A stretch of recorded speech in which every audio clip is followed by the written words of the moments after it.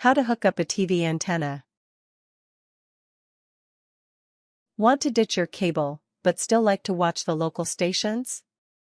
Broadcasters transmit their programming out over VHF and UHF airwaves in both the old analog form and now in digital and HD TV signals. You need an antenna, also known as an aerial, to pick up these signals. We'll show you how to hook one up. Read on. Part 1: Picking an antenna. 1. There are a few antenna options available. Rabbit ears, multi-element beams, and large array antennae used in remote locations. Pick the one that best suits your requirements. Rabbit ears have 2 telescoping rods you can move around. These are optimized for receiving VHF signals. While they are better than nothing, they are not the best solution for good television reception.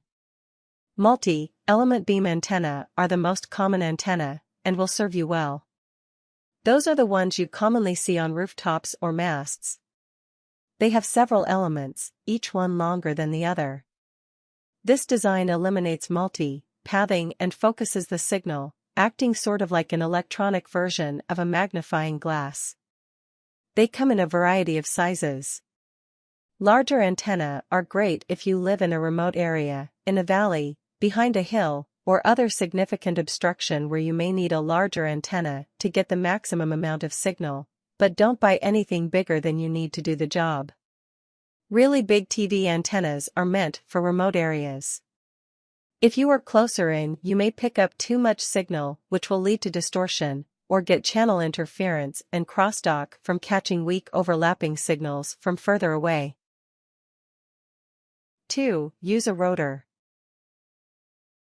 If your location is such that one channel is broadcast from north of you, for example, and another channel is broadcasting to the west you may need an antenna rotor so you can turn the beam toward the station's tower. If the angles only vary a little bit, or the stations are all fairly close, you shouldn't have much of a problem. If the angle is more than about 30 degrees apart, you may need the rotor, depending on how far the towers are. If you don't have a rotor, but find yourself running up the roof to adjust the antenna every time you change the channel, you'll soon be looking for the best rotor for the job. Part 2: Connecting the antenna. 1. Identify the antenna connection on your television. It will probably be what is called an F connector, or a round, threaded nub with a small hole in the end. There are older styles of connectors, such as the Bellinglee connector, or the spade and lug style connector, but digital signals are best served by an F connector. Note: if you have an older style connector, visit Radio Shack or your local TV store and get the correct adapter. Digital televisions have a special input for digital reception, usually marked DTV or DTT. They will not be able to mate to the old connectors directly. 2. Connect the antenna to your television using coaxial RF cables, also known as F cables. There are 2 basic types: screw-in and push-on. Either of these will work, but the screw-on variety holds a little tighter. 3. Set up your television. Using your television setup menu, consult your owner's manual for exact procedures. Set your input to either antenna or air. Some televisions have multiple inputs. Make sure you're setting the correct input during this procedure. If you also have cable and multiple inputs, you can set one input to be cable and the other to be the antenna input.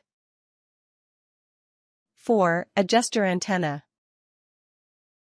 Scan through the channels with your television tuner to see what channels are within range. If you see a fuzzy picture, reorient the antenna until the signal is clear. Note: some antennae are motorized, saving you the trouble of running up to the roof to adjust the antenna. For digital television, you may have special menu options for a full scan and a manual scan. To optimize your antenna placement, you must do a full scan every time you change the position of the antenna. Write down all the settings, do a full scan, and count the number of channels found each time. 5. Locate your local broadcast locations. Find each channel's broadcast location, distance, and angle by looking at a customized map appropriate for your area. If all the channels are in one direction, within 20 degrees, then it is easier to aim a directional antenna.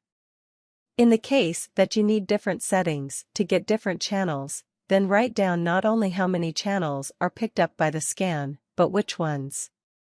Determine the main settings that you need and write them down close to the television. Do the manual scan with each setting to add all the channels to your TV menus, and set the antenna appropriately for each channel that you watch. Some televisions will memorize the channels that come in strongly enough to make a clear picture. You can set this as you search for and find broadcasters. Tips. Cable companies also use RF to deliver their channels. You can buy a simple A/B switch so you can have both cable and an antenna hooked to the same input at the same time. In the US, the FCC provides maps of stations for most US cities, as well as their broadcast range. You can buy a better antenna that mounts outdoors. You can purchase a remote control rotor that spins the antenna for optimum position for each channel. A VCR, video cassette recorder, also has RF connectors on the back, usually 2 of them.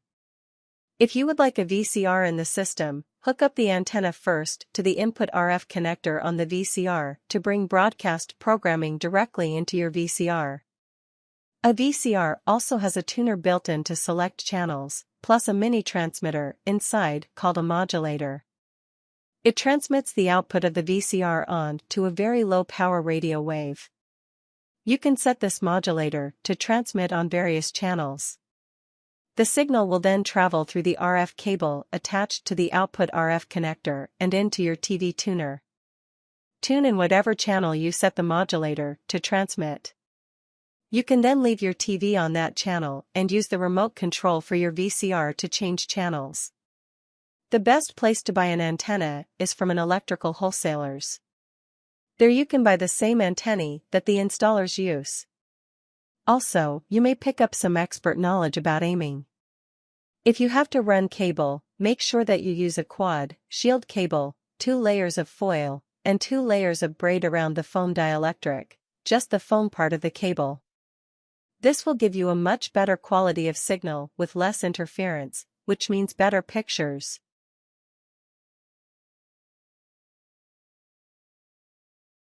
Warnings. Beware of any set-top antenna that is shaped like a satellite dish and claims to pull in hundreds of channels with no cable fees using RF technology. That is just a deceptive way of describing any antenna. You can only receive the broadcast channels within range.